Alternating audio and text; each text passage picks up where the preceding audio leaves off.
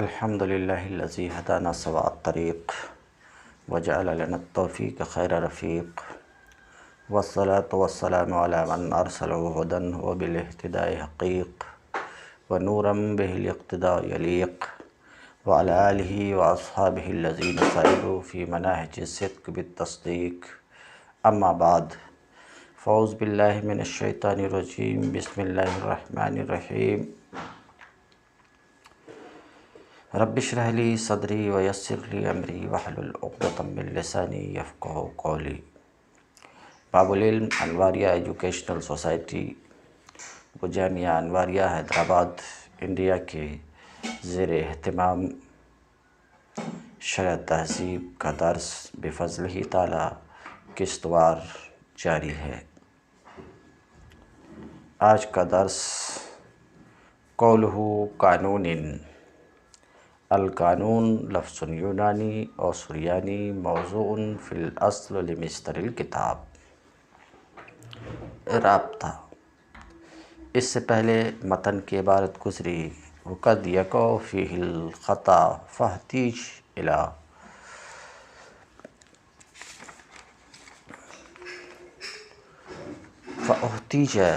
الی قانون. نظر میں کبھی غلطی بھی ہو جایا کرتی ہے تو ضرورت پڑ گئی الی قانون. نظر میں غلطی بھی ہو جاتی ہے کبھی تو ضرورت پڑ گئی ایک قانون کی، جو قانون خطا فی الفکر سے بچائے. وہ المنطق، اور اس قانون کا نام منطق ہے. قولہ قانون، ماتن کا قول قانون. القانون لفظ یونانی. شارح اپنی اس عبارت سے القانون لفظ یونانی اور سریانی سے لفظ قانون کی تحقیق پیش کرنا چاہ رہے ہیں کہ یہ لفظ یعنی قانون یا تو یونانی زبان کا ہے یا سریانی زبان کا ہے. بعد میں اسے عربی زبان میں نقل کیا گیا ہے. تو یونانی زبان یا سریانی زبان میں یہ لفظ وضع کیا گیا ہے کس کے لیے؟ لمصدر الکتاب، مصدر کتاب کے لیے. مصدر سطر کھینچنے کا آلہ، لائن کھینچنے کا آلہ، جس کو ہم اپنی زبان میں اسکیل پٹی کہتے ہیں. جس سے اسکیل پٹی سیدھی لائن حاصل کرنے کے لیے ہوا کرتی. تو آسان لفظ میں یونانی زبان یا سریانی زبان میں یہ لفظ یعنی قانون وضع کیا گیا ہے اسکیل پٹی کے لیے. بعد میں اسے عربی زبان میں نقل کیا گیا. اصطلاح میں قانون کسے کہتے ہیں تو جاننا چاہیے. قانون، قاعدہ، اصل، ضابطہ، یہ الفاظ مترادفہ ہیں. ایک کی تعریف سب کی تعریف ہو گئی. تو قانون کسے کہتے ہیں تو شارح بتاتے ہیں وفی الاصطلاح. ہاں، اس سے پہلے یہ ترجمہ کر دیتا ہوں. قانون یونانی یا سریانی لفظ ہے جو اصل میں مصدر کتاب کے لیے وضع کیا گیا. وفی الاصطلاح، اور اصطلاح میں قانون کسے کہتے ہیں؟ قضیۃ کلیۃ. قانون قضیہ کلیہ کا نام ہے جس قضیہ کلیہ سے اس کے موضوع کے تمام جزئیات کے احوال، تمام جزئیات کے احکام کی معرفت ہوتی ہے. تو یہ تو قانون کا اصطلاحی معنی ہے کہ قانون اس چیز کا نام ہے۔ اب وہ قضیہ کلیہ جس سے اس کے موضوع کے تمام جزئیات کے احکام کی معرفت ہوتی، مثال کے طور پہ نحویوں کا، علم نحو کا ایک قانون ہے، کل فاعل مرفوع۔ بات صاف ہے، کل فاعل مرفوع یہ قضیہ کلیہ ہے، بات صاف ہے۔ یہاں پر جو حکم ہے مرفوع ہونے کا، یہ حکم کلی ہے، اسی کو شارح کہیں گے امر کلی ہے۔ کیوں؟ کیونکہ موضوع عام ہے، کل فاعل یعنی مرفوعیت کا حکم فاعل کے ہر ایک فرد پر ہے، تو یہاں پر جو مرفوعیت کا حکم ہے حکم کلی ہے، اور یہ جو قضیہ ہے قضیہ کلیہ ہے۔ تو کل فاعل مرفوع جو نحوی کا قول ہے یہ قضیہ کلیہ ہے، یہ قانون ہے۔ اب اس سے اس کے موضوع کے تمام جزئیات کے احکام کی معرفت ہو جاتی ہے۔ وہ کیسے ہوتی ہے؟ تو کل فاعل مرفوع سے اس کے سارے جزئیات کے احکام کی معرفت ہوتی ہے۔ طریقہ یہ ہے کہ جس کسی جزئی فاعل کے جس کسی جزئی کا حال و حکم آپ جاننا چاہتے ہیں تو اس جزئی پر اس قضیہ کلیہ کے موضوع کو محمول کریں۔ یہاں موضوع کیا ہے؟ فاعل۔ تو اس جزئی پر آپ اس قضیہ کلیہ کے موضوع کے جزئی پر اس قضیہ کلیہ کا موضوع یعنی فاعل کو محمول کریں۔ ایسا جب آپ کریں گے تو آپ کو ایک قضیہ حاصل ہو جائے گا۔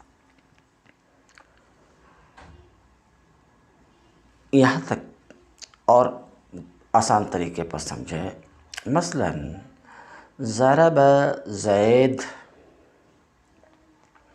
سوال یہ کہ زید کا کیا حکم ہے؟ رفع ہے، نصب ہے، جر ہے؟ تو زید کا کیا حکم یہ ہمیں جاننا ہے۔ تو زید جو فاعل ہے، یہ جو زید ضرب زید میں ہے، زید جو ضرب زید میں ہے، اس زید پر اس قضیہ کلیہ کے موضوع فاعل کو محمول کرو اور یہ بولو کہ زید فاعل ہے، زید فاعل۔ کہاں میں؟ ضرب زید میں۔ بات صاف ہے کہ زید فاعل ہے، ضرب زید میں ہو گئی۔ تو جب آپ نے فاعل کے ایک جزئی پر فاعل کو محمول کیا تو ایسا کرنے سے یعنی زید فاعل فی ضرب زید، ایسا کرنے سے ایک قضیہ حاصل ہوا، زید فاعل۔ یہ قضیہ جو آپ کو حاصل ہو گیا، اب کیا کرنا ہے؟ اس قضیہ کو قیاس کا صغرا بنا دینا ہے، اور جو قضیہ کلیہ ہے اس کو قیاس کا کبریٰ بنا دینا ہے۔ ایسا کرنے سے اس جزئی ضرب زید میں جو زید ایک جزئی ہے، اس جزئی کا حال آپ کو معلوم ہو جائے گا۔ دیکھیے ترتیب اس طریقے سے کہ زید فاعل ہے، کہاں؟ ضرب زید میں، یعنی زید فاعل فی ضرب زید، وکل فاعل مرفوع، یہ ہے قیاس۔ تو زید فاعل ہے، ہر فاعل مرفوع ہے، حد اوسط کون ہے؟ فاعل۔ اس کو آپ گرا دیجئے تو کیا حکم ہوگا؟ زید فاعل ہے، ہر فاعل مرفوع ہے، تو زید مرفوع ہے ضرب زید میں۔ تو دیکھیے اس جزئی کا حال آپ کو معلوم ہو گیا، اور معرفت کا طریقہ یہی تھا کہ جس کسی جزئی کے حکم کو آپ جاننا چاہتے ہیں اس جزئی پر قضیہ کلیہ کے موضوع کو محمول کرو۔ ایسا کرنے سے آپ کو ایک قضیہ حاصل ہو جائے گا۔ یہ قضیہ جو آپ کو حاصل ہوا اسے قیاس کا صغرا بنا دیجئے، اور جو قانون ہے اسے قیاس کا کبریٰ بنا دیجئے، جزئی کا حال و حکم آپ کو معلوم ہو جائے گا۔ تو یہ بات سمجھ میں آئی کہ قانون، اصل، قاعدہ، ضابطہ وہ قضیہ کلیہ ہے جس سے اس کے موضوع کے تمام جزئیات کے احکام کی معرفت ہوتی ہے۔ اور معرفت کی تفصیل کس طریقے سے معرفت ہوتی، تو میں ابھی بتایا کہ جزئی پر یعنی موضوع کے جزئی پر اس موضوع کو محمول کرو، ایسا کرنے سے ایک قضیہ حاصل ہوگا اور اسے قیاس کا صغریٰ بنا دو، اور جو قانون ہے اسے قیاس کا کبریٰ بنا دو، اس جزئی کا حکم آپ کو معلوم ہو جائے گا۔ وفی الاصطلاح، اور اصطلاح میں قانون اس قضیہ کلیہ کا نام ہے جس سے اس کے موضوع کے تمام جزئیات کے احکام کی معرفت ہوتی ہے۔ جیسے نحویوں کا یہ قول کل فاعل مرفوع، یہ قانون ہے۔ فإنہ حکم کلی، یہ حکم کلی ہے۔ حکم کلی کیوں ہے؟ کل فاعل، کیونکہ موضوع عام ہے، فاعل، کل فاعل موضوع عام ہے، تو یہ جو حکم ہے حکم کلی ہے، یعنی مرفوعیت کا حکم فاعل کے ہر ایک فرد پر ہے۔ فإنہ حکم کلی، کیونکہ یہ حکم کلی ہے۔ یعلم منہ احوال جزئیات الفاعل، اس حکم کلی سے، نحوی کے اس قول سے فاعل کے تمام جزئیات کے احکام اور حالات کی جانکاری ہوتی ہے۔ آگے چلیے، وموضوعہ، قانون تو آپ سمجھ گئے کہ لغت میں اس کا معنی یہ ہے، اصطلاح میں اس کا معنی یہ ہے۔ قولہ وموضوعہ، مصنف کا قول وموضوعہ، موضوع العلم ما یبحث فیہ عن عوارضہ الذاتیہ۔ تو یہ بات کہاں سے آ رہی ہے؟ بتا دیا کیا کہ یہ مقدمہ ہے، اور مقدمہ کی وجہ 3 امور کے بیان کے لیے ہے۔ 3 امور میں سے 2 کا بیان گزر چکا، منطق کی تعریف اور منطق کی ضرورت کا بیان ہو چکا۔ تیسرا امر باقی ہے کہ منطق کا موضوع کیا ہے، تو اس کے لیے مصنف کہتے ہیں وَمَوْضُوعُهُ الْمَعْلُومُ التَّصَوُّرِي۔ یہ عبارت کا رابطہ ما سبق سے یہ ہے۔ اب شارح کیا کہنا چاہتے ہیں؟ موضوع العلم ما یبحث فیہ، شارح موضوع کی تعریف کرنا چاہ رہے ہیں، موضوع علم کی تعریف کرنا چاہ رہے ہیں۔ سوال آپ کا یہ ہوگا، ضرورت یہاں پر موضوع منطق کی تعریف کی ہے، کیونکہ گفتگو یہاں موضوع منطق میں ہونا ہے، ہمیں جاننا منطق کا موضوع، سمجھ رہے ہیں، تو ضرورت ہے موضوع منطق کی تعریف کی، مگر شارح موضوع منطق کی تعریف چھوڑ کر کے موضوع علم کی تعریف کر رہے ہیں۔ وجہ کہ علم کا موضوع وہ چیز ہوا کرتی ہے جس چیز کے عوارض ذاتیہ، عوارض پر ابھی میں گفتگو کروں گا، سر دست اس کو سن لیجیے۔ علم کا موضوع وہ چیز ہوتی ہے جس چیز کے عوارض ذاتیہ سے علم میں بحث ہو۔ تو بہرحال یہ تعریف موضوع علم کی ہے، یہ موضوع منطق کی نہیں ہے، جبکہ ضرورت تھی یہاں پر موضوع منطق کی تعریف کی۔ تو اگر ایسی بات کہی جائے تو اس کا جواب یہ ہے کہ دیکھیے، موضوع منطق اور موضوع علم میں عموم خصوص مطلق کی نسبت ہے۔ موضوع منطق موضوع علم ہے، یعنی جس پر موضوع منطق صادق ہے اس پر موضوع علم بھی صادق ہے، اور موضوع علم عام ہے موضوع منطق سے۔ تو موضوع منطق خاص، موضوع علم عام، اور سب کو پتہ ہے کہ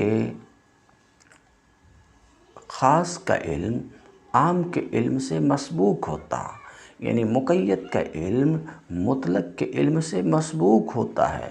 بلب سے دیگر مقید کا علم مطلق کے علم کے بغیر ہو ہی نہیں سکتا تو چونکہ مقید کا علم مطلق کے علم پر موقوف ہے، اسی وجہ سے پہلے مطلق علم کے موضوع کی تعریف شارح کر رہے ہیں کیونکہ یہ مطلق ہے اور وہ موضوع منطق وہ مقید ہے، اور مقید کا علم بعد میں ہوتا، مطلق کا علم پہلے ہوتا ہے۔ مقید کا علم موقوف ہوتا ہے مطلق کے علم پر۔ تو کہتے ہیں موضوع العلم، علم کا موضوع وہ چیز ہوتی ہے جس کے عوارض ذاتیہ سے اس علم میں بحث ہو۔ مثال کے طور پہ عوارض پہ میں آتا ہوں۔ مثال کے طور پہ علم طب کا موضوع بدن انسان ہے۔ کیونکہ علم طب میں بدن انسان کے عوارض ذاتیہ، حالات ذاتیہ سے بحث ہوتی ہے صحت و مرض کے اعتبار سے، اور کسی بھی علم کا موضوع وہ چیز ہوتی جس کے عوارض ذاتیہ سے اس علم میں بحث ہو۔ تو طب کا موضوع بدن انسان ہے صحت و مرض کے اعتبار سے، اس لیے کہ طب میں بدن انسان کے عوارض ذاتیہ سے بحث ہوتی ہے صحت و مرض کے اعتبار سے۔ عوارض کیا ہے؟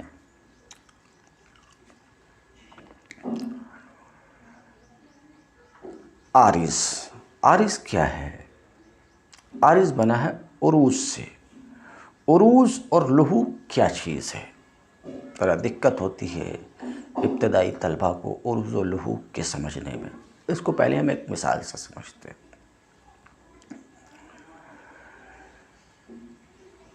دریا، ندی میں کشتی کو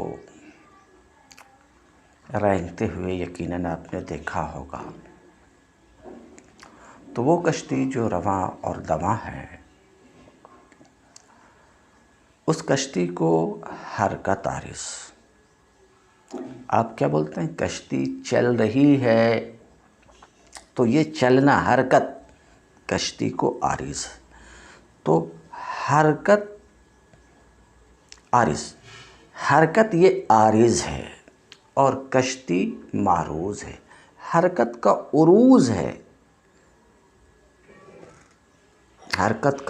عروض ہے کشتی کو، تو کشتی معروض اور حرکت عارض۔ حرکت عارض یعنی متحرک عارض، مصدر بولتے مشتق مراد لیتے۔ یہ ہے عروض۔ ایک چیز کا دوسری چیز کو عارض ہونا، لاحق ہونا، یہ عروض و لحوق ہے۔ اب ایک چیز کا دوسری چیز کو عارض ہونا کبھی تو لذات ہی بلا واسطہ ڈائریکٹ ہوتا ہے، جیسے کہ حرکت کشتی کو عارض ہے براہ راست، کسی چیز کے واسطے سے نہیں۔ ایسے ہی آپ یہ بھی سنتے ہوں گے کہ جالس سفینہ، کشتی میں بیٹھنے والا، وہ چل رہا ہے، تو حرکت کی نسبت جالس سفینہ کی طرف بھی آپ کرتے ہیں اپنی بولی میں، اپنے بول چال کی زبان میں، اور بولتے ہیں کہ جالس سفینہ جا رہا ہے، چل رہا ہے۔ تو حرکت جالس سفینہ کو بھی عارض، تو جالس سفینہ معروض اور حرکت عارض۔ تو حرکت کا عروض ہے جالس سفینہ کو، حرکت کا لحوق ہے جالس سفینہ کو۔ میں صرف عروض سمجھا رہا ہوں، مگر حرکت سفینہ کو بھی عارض، حرکت جالس سفینہ کو بھی عارض، مگر ان دونوں عروض میں فرق ہے۔ حرکت جو سفینہ کو عارض ہے بلا واسطہ، کسی چیز کے واسطے سے نہیں، مگر جالس سفینہ کو جو حرکت عارض ہے بلا واسطہ نہیں، سفینہ کے واسطے سے۔ کیا مطلب؟ جالس سفینہ حرکت کر رہا اس لیے کہ کشتی حرکت کر رہی۔ تو یہاں حرکت کا لحوق اور عروض جو جالس سفینہ کو ہے بے واسطہ سفینہ ہے، اور پہلی مثال میں حرکت کا عروض جو کشتی کو ہے وہ کسی کے واسطے سے نہیں۔ تو پتہ یہ چلا کہ ایک عروض بلا واسطہ ہوتا ہے اور ایک عروض بالواسطہ ہوتا ہے، دونوں طرح کا عروض ہوتا ہے۔ تو آپ عروض اور لحوق سمجھ گئے ہوں گے۔ ایک مثال اور دیتا ہوں۔ پانی ہے، پانی کو آپ نے جلتے ہوئے چولہے پر رکھا، کچھ دیر جلتے ہوئے چولہے پہ پانی رہتا ہے تو اب بولتے ہیں پانی گرم ہے۔ تو حرارت،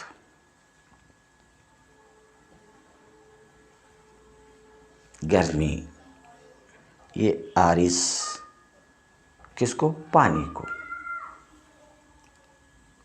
پانی کو۔ تو پانی معروض اور حرارت عارض۔ اب گرمی کا عروض پانی کو کیسا ہے؟ آگ کے واسطے سے، اور آگ پانی سے ایک باہری چیز ہے۔ تو عروض آپ سمجھ گئے ہوں گے، لحوق آپ سمجھ گئے ہوں گے، ایک چیز کا دوسری چیز کو عارض ہونا اور لاحق ہونا۔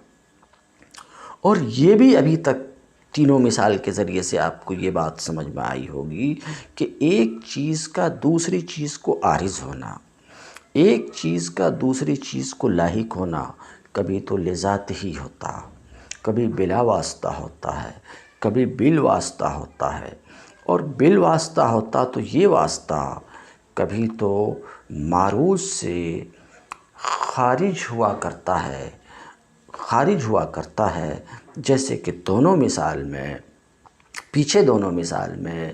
اور یہ واسطہ کبھی معروض کا جز ہوتا ہے، یعنی ایک چیز دوسری چیز کو جس واسطے سے عارض ہے وہ واسطہ معروض کا جز ہے۔ مثال ابھی ہم پیش کریں گے۔ تو عروض بہرحال کبھی لذاتی ہوتا ہے، یعنی بلا واسطہ ہوتا ہے، کبھی بالواسطہ ہوتا ہے۔ یہ جو واسطہ ہوتا ہے جس کے واسطے سے ایک چیز دوسری چیز کو عارض ہے، یہ واسطہ کبھی تو معروض کا جز ہوتا ہے، کبھی خارج ہوتا ہے۔ اگر جز ہے تو کہیں گے جز کے واسطے سے عروض ہے، خارج ہے تو کہیں گے امر خارج کے واسطے سے عروض ہے۔ بہرحال یہ سب عوارض ہیں، اور جس کو یہ عارض ہیں وہ معروض ہیں۔ خوب یاد رکھیے، عوارض یہ شے کے حالات ہوتے ہیں۔ عوارض شے کے کیا ہوتے ہیں؟ حالات ہوتے ہیں، اور وہ شے پر محمول ہوتے ہیں۔ تو گرمی بھی پانی کی ایک حالت، حرکت جالس سفینہ کی ایک حالت، حرکت سفینہ کی ایک حالت۔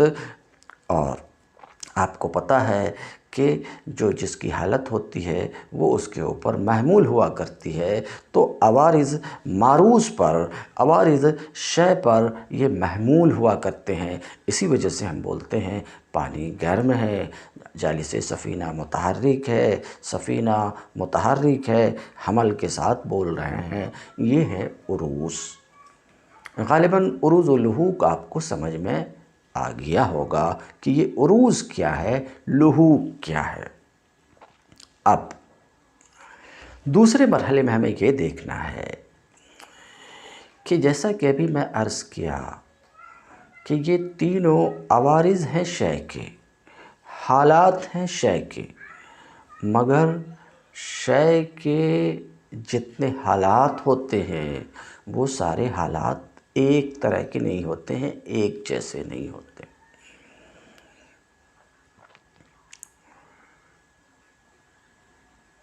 کچھ حالات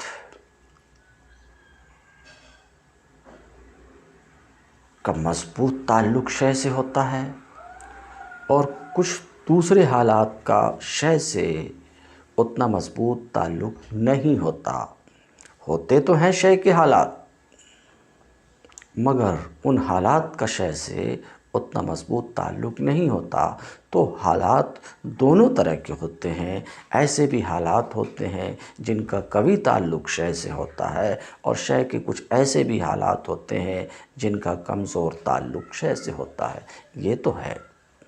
اب ہم جو گفتگو کر رہے ہیں عوارض میں، کہ شے کے عوارض کیسے ہوتے ہیں، تو شارٹ میں ہم بول سکتے ہیں کہ شے کے عوارض، شے کے حالات، کچھ عوارض تو ذاتیہ ہوتے ہیں اور کچھ عوارض غیر ذاتیہ یعنی غریبہ ہوتے ہیں۔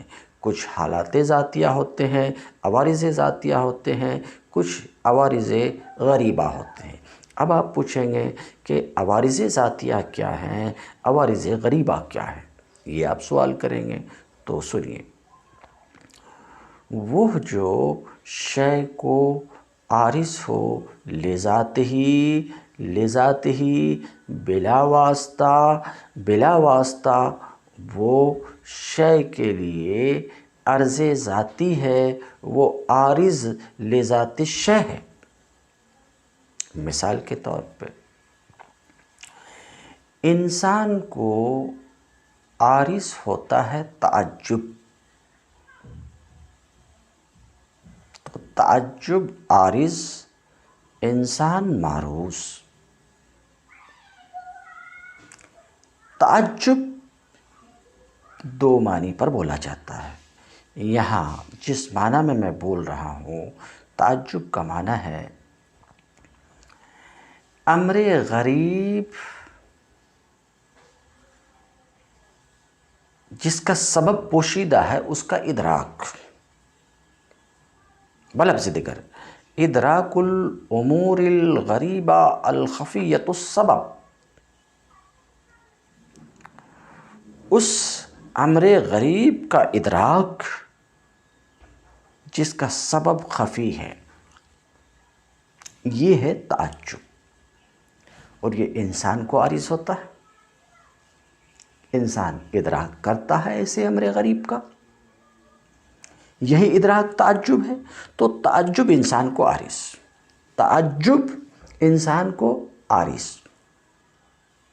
اب انسان کو عارض بلا واسطہ لذات ہی، یعنی انسان متعجب ہے اس لیے کہ انسان ہے، تو تعجب انسان کو بلا واسطہ عارض ہے، بلا واسطہ عارض ہے، تو اسے بولیں گے عرض ذاتی۔ عارض ہے یعنی تعجب عارض ہے ذات انسان کو لذاتی بلا واسطہ، یہ عرض ذاتی۔ اسی طریقے سے ایک بات ہو چکی، وہ جو شے کو عارض ہو مساوی کے واسطے سے، وہ جو شے کو عارض ہو کس کے واسطے سے؟ مساوی کے واسطے سے، اسے بھی عرض ذاتی کہیں گے۔ مثلا ضحک انسان کو عارض، ضحک انسان کو عارض بولا جاتا ہے، انسان ضاحک ہے، تو ضحک انسان کو عارض ہے، ضحک انسان کو عارض، تو ضحک عارض۔ اب یہ عرض ذاتی ہے کہ نہیں، یہ دیکھنا ہمیں۔ تو ضحک کا انسان کو عروج، ضحک کا انسان کو لحوق متعجب کے واسطے سے۔ اپنی زبان میں بولوں، ہنستا کب ہے؟ جب اسے تعجب ہوتا ہے، تو در حقیقت ہنسنے والا متعجب ہے، انسان ہنسنے والا نہیں ہے، مگر انسان کی طرف جو ضحک کی نسبت کی جاتی مجازی عقلی کے طور پہ، ابھی میں مجازی عقلی کو بعد میں بیان کروں گا۔ تو ضحک انسان کو عارض متعجب کے واسطے سے،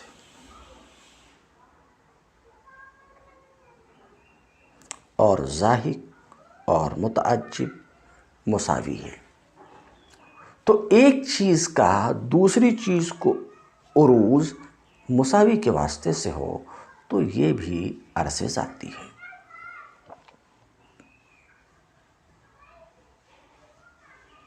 اسی طریقے سے دو کو دیکھ لیں، اسی طریقے سے ایک چیز کا دوسری چیز کو عروج جز کے واسطے سے ہو، تو یہ بھی عرض ذاتی ہے۔ جز کے واسطے سے پہلے مثال دیکھ لیجئے، جیسے حرکت بالارادہ انسان کو عارض ہے، بولا جاتا انسان متحرک بالارادہ ہے، تو حرکت بالارادہ انسان کو عارض۔ اب یہ جو عارض ہے یہ عارض ذاتی ہے یا کیا ہے؟ تو بتانا یہ کہ عرض ذاتی کیسے؟ اس لیے کہ یہ حرکت جو انسان کو عارض ہے انسان کے جز حیوان کے واسطے سے۔ کیوں؟ حیوان کس کا نام ہے؟ جسم نامی حساس متحرک بالارادہ کا نام، تو حرکت حقیقتاً حیوان کو عارض، حیوان کے واسطے سے انسان کو عارض، اور یہ حیوان جس کے واسطے سے انسان کو عارض ہے یہ حیوان انسان کا جز ہے۔ تو کبھی ایک چیز کا عروج دوسری چیز کو اس چیز کے جز کے واسطے سے ہوتا، کبھی اس کے مساوی کے واسطے سے ہوتا۔ تو یاد رکھیے ایک چیز دوسری چیز کو جز کے واسطے سے عارض ہو تو عرض ذاتی ہے، ایک چیز دوسری چیز کو امر مساوی کے واسطے سے عارض ہو تو وہ عرض ذاتی ہے، ایک چیز دوسری چیز کو لذات ہی عارض ہو تو وہ عرض ذاتی ہے۔ تو اعراض ذاتیہ شے کے، یہ شے کے حالات ذاتیہ ہیں، تو جو شے کے اعراض ذاتیہ ہوتے ہیں، جو کسی شے کے اعراض ذاتیہ ہوتے ہیں کسی بھی علم میں، اسی بات سمجھ رہے ہیں؟ اعراض ذاتیہ تو کسی بھی علم کا موضوع کون چیز ہوتی؟ وہی چیز جس کے اعراض ذاتیہ سے اس علم میں بحث ہو، رہے اعراض غریبہ تو اس سے علم میں بحث نہیں ہوتی، کیونکہ اعراض غریبہ در حقیقت اس چیز کے حالات نہیں، وہ کسی دوسرے کے حالات ہیں۔ جیسے ابھی میں مثال دیا کہ دیکھیے حرارت پانی کو عارض ہے، کس کے واسطے سے؟ آگ کے واسطے سے، آگ کے واسطے سے، تو در حقیقت میں یہ حرارت پانی کی حالت نہیں ہے بلکہ وہ آگ کی حالت ہے، اس لیے جس کا موضوع پانی ہوگا وہاں پر براہ راست جس چیز کا موضوع پانی ہوگا وہاں حرارت سے بحث نہیں ہوگی۔ کیونکہ بحث اعراض ذاتیہ سے ہوا کرتی ہے اور حرارت پانی کا عرض ذاتی نہیں ہے۔ تو میرے خیال سے آپ عوارض ذاتیہ سمجھ گئے ہوں گے۔ ہاں، تو گفتگو یہ ہو رہی تھی کہ کسی بھی علم کا موضوع کسے کہتے ہیں؟ موضوع کسی بھی علم کا موضوع وہ چیز ہوتی ہے جس کے عوارض ذاتیہ سے اس علم میں بحث ہو۔ آپ نے پوچھا عوارض ذاتیہ کیا چیز ہے؟ اس کا جواب آپ کو دیا کہ عوارض ذاتیہ وہ عوارض ہیں جو شے کو لذات ہی عارض ہوں، شے کو لذات ہی لاحق ہوں، بلا واسطہ لاحق ہوں، یا مساوی چیز کے واسطے سے لاحق ہو یا جز کے واسطے سے لاحق ہو، یہ ہے اعراض ذاتیہ۔ اور جو اس طریقے سے لاحق نہ ہوں وہ ہیں اعراض غریبہ۔ ابھی تھوڑی سی تفصیل اگر موقع ملا تو اعراض غریبہ پر بھی انشاءاللہ بیان کروں گا۔ موضوع العلم، علم کا موضوع وہ چیز ہوتی ہے جس چیز کے عوارض ذاتیہ سے اس علم میں بحث ہو۔ شارح کیا کہتے ہیں؟ والعرض ذاتی ما یعرض للشیء، اور عرض ذاتی وہ ہے جو شے کو، یا تو میں پوری گفتگو کر چکا ہوں، عرض ذاتی وہ ہے جو شے کو یا تو اولاً اور بذات عارض ہو، جیسے تعجب کا وہی معنی ہے جو میں بیان کر چکا ہوں، جیسے تعجب جو انسان کو عارض ہے، انسان کو لاحق ہے اس اعتبار سے کہ انسان ہے، یہ ہے عرض ذاتی۔ اسی طریقے سے وہ جو اس شے کے امر مساوی کے واسطے سے عارض و لاحق ہو وہ بھی عرض ذاتی ہے، جیسے کہ ضحک جو حقیقت میں متعجب کو عارض ہے، بول چکا میں، پھر اس کا عروض انسان کی طرف منسوب کر دیا جاتا ہے بالعرض اور مجاز کے طریقے پر۔ اس کو بھی میں بیان کر چکا، بالعرض یعنی اس عرض کے واسطے سے جو تعجب ہے، اور مجاز کے طریقے سے کیوں؟ اس لیے کہ ضاحک حقیقت میں متعجب ہے، انسان نہیں، لیکن پھر بھی بولا جاتا انسان ضاحک ہے، تو ضحک کی نسبت انسان کی طرف مجاز ہے۔ عوارض ذاتیہ آپ نے سمجھ لیا، باقی رہا عوارض غریبہ۔ تو قطبی میں ہے العوارض ستٌ، عوارض 6 ہیں۔ لأن ما یعرض للشیء، اس لیے کہ وہ جو شے کو عارض ہو، یا تو اس کا عروض ڈائریکٹ ہوگا، یا جز کے واسطے سے ہوگا، یا اس سے باہر والی چیز کے امر خارج کے واسطے سے ہوگا۔ والامر الخارج عن المعروض، اور وہ امر جو معروض سے خارج ہے یا تو اس کے مساوی ہوگا، جیسے کہ ضحک، تعجب یہ خارج ہے مگر اس کے مساوی ہے، یا تو اس کے مساوی ہوگا، یا اس سے عام ہوگا، یا اس سے اخص ہوگا، یا اس کے مباین ہوگا۔ فالعارض لذات المعروض، تو وہ جو ذات معروض کو عارض ہے، اسی طریقے سے جیسے کہ تعجب جو ذات انسان کو عارض ہے، اور وہ جو جز کے واسطے سے عارض ہے یا جز کو عارض ہے، اور وہ جو مساوی کو عارض ہے، ان کو اعراض ذاتیہ کہا جاتا ہے۔ والعارض لامر خارج، اور عارض اس امر خارج کی وجہ سے جو معروض سے عام ہے، جیسے کہ حرکت، یہ ابیض کو عارض و لاحق ہوتی ہے جسم کے واسطے سے، اور وہ عام ہے ابیض سے غیر ابیض سے۔ والعارض للخارج الاخص، اور وہ جو خارج اخص کو عارض ہے، جیسے کہ ضحک حیوان کو عارض ہے انسان کے واسطے سے، اور انسان حیوان سے اخص ہے۔ یا یہ کہ جزو عام کے واسطے سے عارض ہو، جیسے کہ حرکت بالارادہ انسان کو عارض ہے عام کے واسطے سے، یعنی حیوان کے واسطے سے۔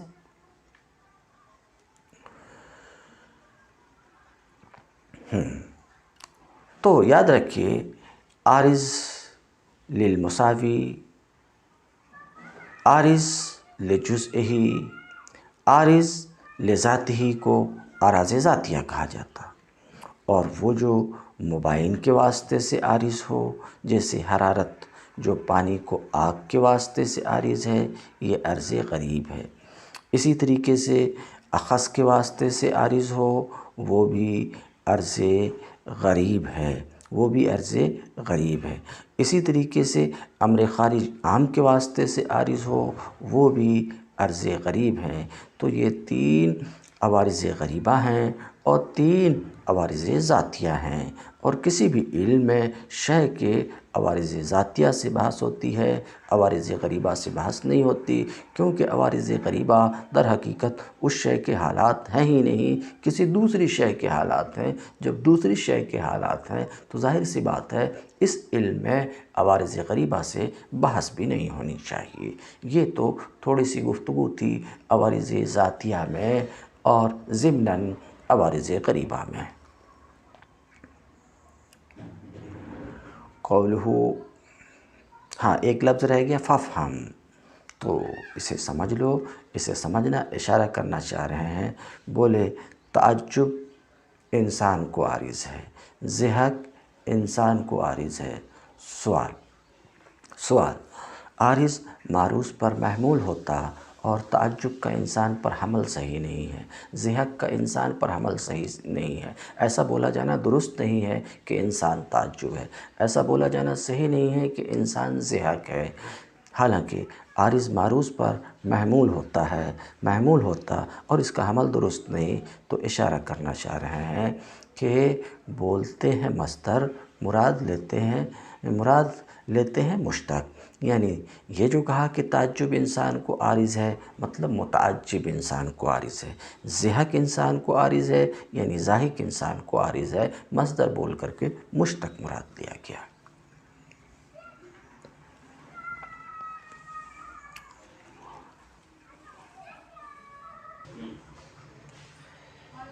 قوله المعلوم التصوری اعلم ان موضوع المنطق هو المعرف والحجة اما المعرف فهو عبارة عن المعلوم التصوری لكن لا مطلقا بل من حيث انه يوصل الى مجهول تصوری كالحيوان الناطق الى آخره۔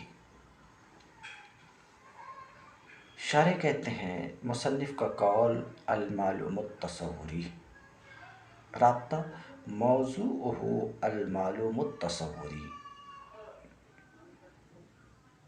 منطق کا موضوع معلوم تصوری ہے اس اعتبار سے کہ وہ مطلوب تصوری تک موصل ہو، اور منطق کا موضوع معلوم تصدیقی ہے اس اعتبار سے کہ یہ معلوم تصدیقی مطلوب تصدیقی تک موصل ہوں۔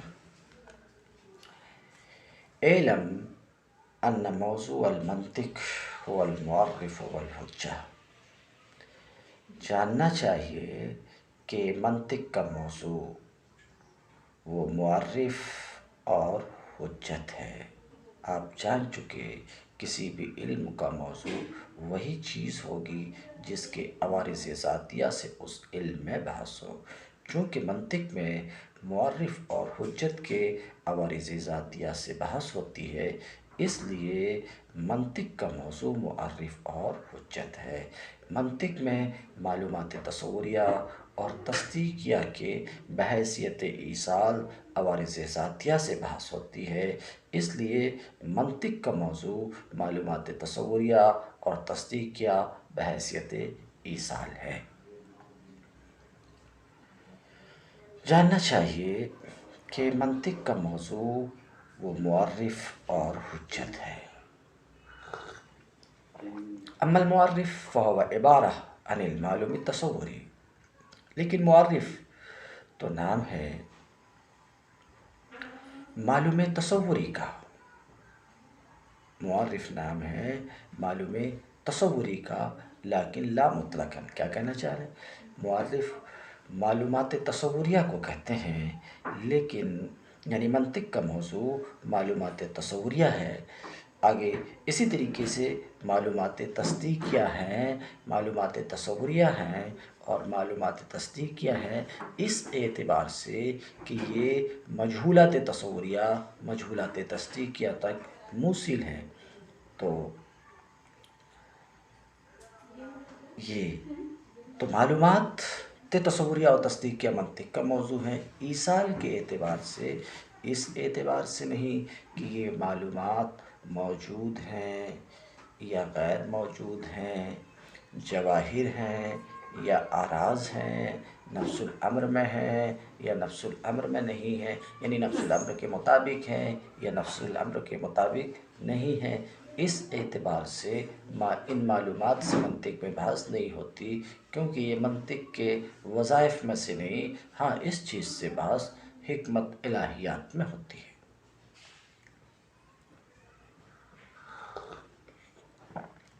اما المعرف فهو عبارہ، معرف تو معلوم تصوری کا نام ہے، لیکن مطلقاً نہیں بلکہ اس اعتبار سے کہ یہ مجہول تصوری تک موصل ہو۔ مثال کے طور پہ حیوان ناطق انسان کا معرف ہے، حیوان ناطق انسان کا معرف ہے، جیسے کہ حیوان ناطق جو تصور انسان تک موصل ہے۔ وَأَمَّا الْمَعْلُومُ التَّصَوُّرِي الَّذِي لَا يُوصِلُ إِلَى مَجْهُولٍ تصوری، رہے وہ معلومات تصوریہ یا وہ معلوم تصوری جو کسی مجہول تصوری تک موصل نہ ہو، تو اس کو معرف نہیں کہا جاتا۔ معرف تو اس معلوم تصوری کو کہتے ہیں جو کسی مجہول تصوری تک موصل ہو۔ اور منطقی اس معلوم تصوری سے بحث بھی نہیں کرتا جو مجہول تصوری تک موصل نہ ہوں، جیسے وہ کل امور الجزئیت المعلومہ، جیسے امور جزئیہ جو معلوم ہیں، یعنی زید اور عمر، یہ معلومات تصوریہ ہیں، یہ معلومات تصوریہ مگر کسی مجہول تصوری تک یہ موصل نہیں ہوتے، اس لیے ان سے منطقی بحث نہیں کرتے۔ تو منطق کا موضوع معرف ہے اور حجت۔ حجت کس کا نام ہے؟ ان معلومات تصدیقیہ کا جو مجہول تصدیقی تک موصل ہو۔ اما الحجہ، لیکن حجت جو منطق کا موضوع ہے تو حجت نام ہے معلوم تصدیقی کا۔ معلوم تصدیقی کا نام ہے، لیکن لا مطلقاً، لیکن یہ بھی مطلق نہیں، ہر معلوم تصدیقی حجت نہیں ہے۔ ایک دوسری بات، معلوم تصدیقی حجت نام ہے معلوم تصدیقی کا، اور حجت منطق کا موضوع، تو معلوم تصدیقی منطق کا موضوع مگر معلوم تصدیقی جو منطق کا موضوع ہے تو اس اعتبار سے نہیں کہ وہ موجود ہیں یا موجود نہیں ہے، جوہر ہیں یا اعراض ہے، اس اعتبار سے نہیں بلکہ ایصال کے اعتبار سے، لیکن یہ بھی مطلق نہیں بلکہ اس اعتبار سے کہ یہ مطلوب تصدیقی تک موصل ہوں۔ مثال کے طور پہ منطق کا موضوع کون ہے؟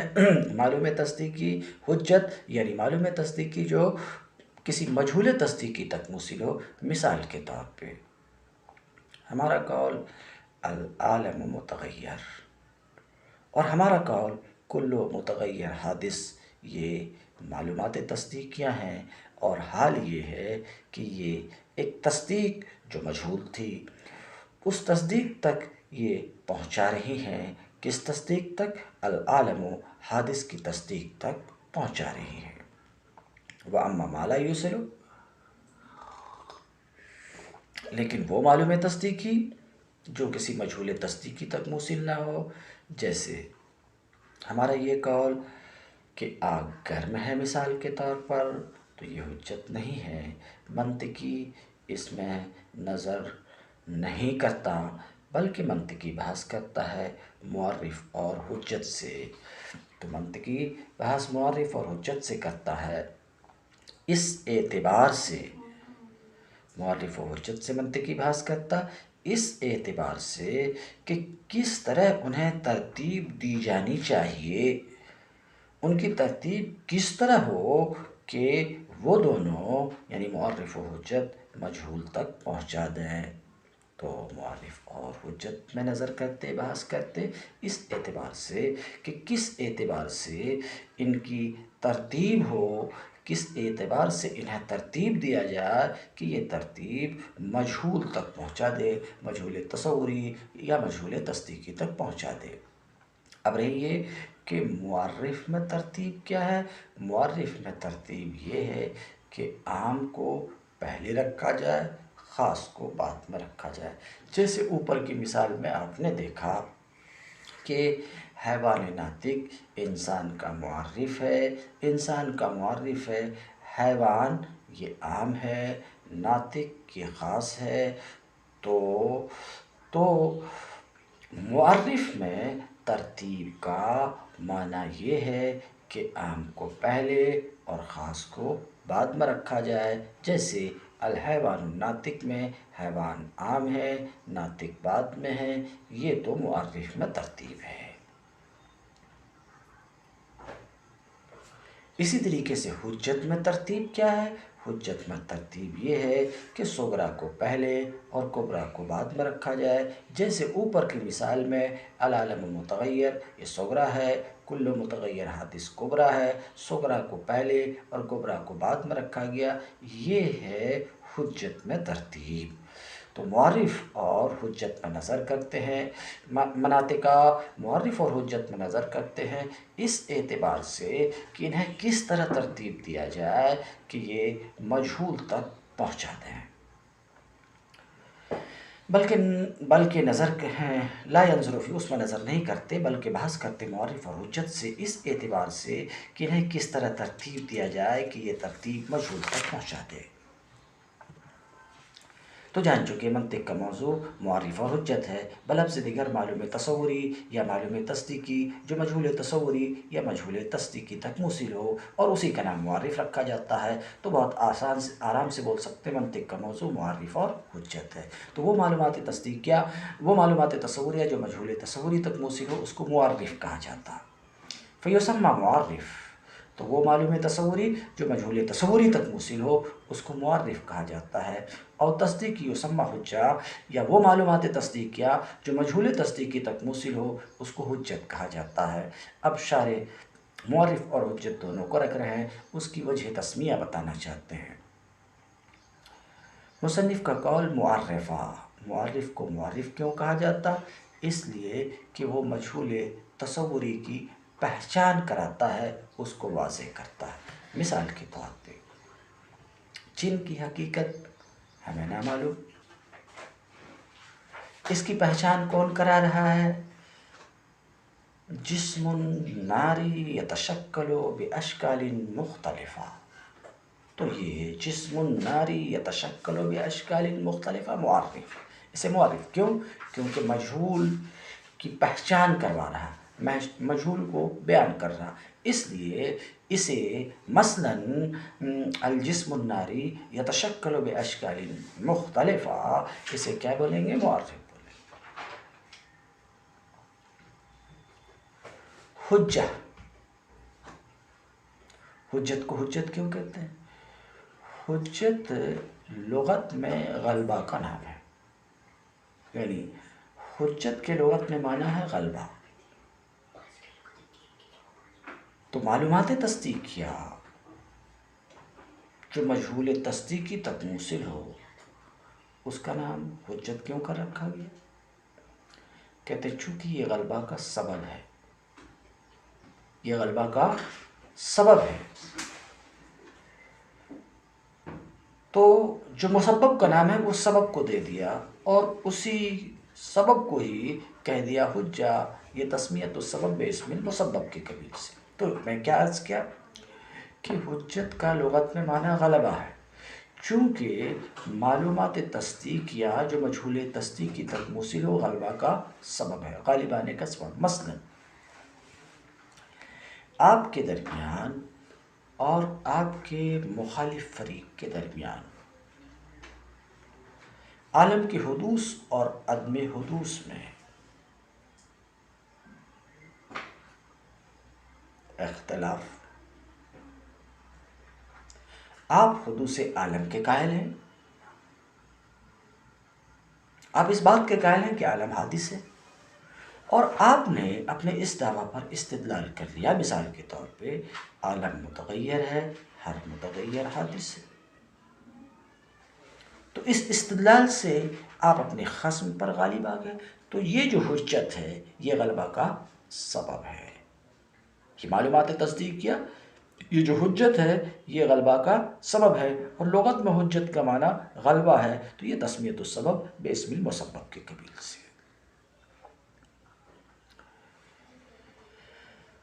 مصنف کا قول معرفہ وہ معلوم تصوری جو مجہول تصوری تک موصل ہو اس کو معرف کہا جاتا، کیوں؟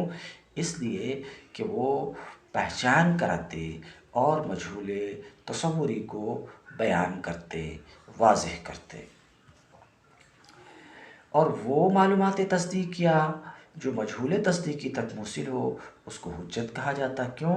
لأنہا، اس لیے کہ یہ معلومات تصدیقیہ یہ غلبہ کا سبب ہے خصم پر، اور حجت لغت میں غلبہ کا نام ہے، فہذا من قبیل تسمیت السبب باسم المسبب، تو یہ تسمیت السبب باسم المسبب کے قبیل سے ہے۔ تم الدرس اليوم وآخر دعوانا ان الحمد للہ رب العالمین۔